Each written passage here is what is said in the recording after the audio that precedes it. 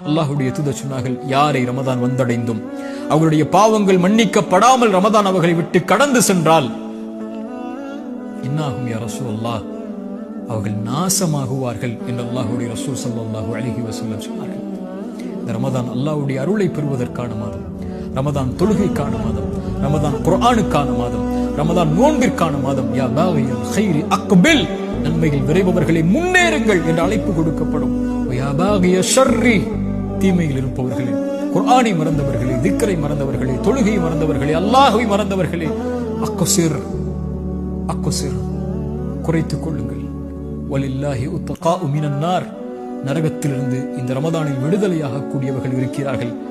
ரசூலுல்லாஹ் சொன்னார்கள், ஒவ்வொரு இரவிலும் சுப்ஹானல்லாஹ் ரமதானை பயன்படுத்துங்கள், கண்ணியத்தோடு ரமதானை கழியுங்கள், அதிகம் நன்மைகளை செய்யுங்கள், அதிகம் வணக்க வழிபாடுகளில், குர்ஆனில், திக்ரில் நன்மைகளை செய்வதில், எந்த நன்மையாக இருந்தாலும் அதை செய்வதற்கு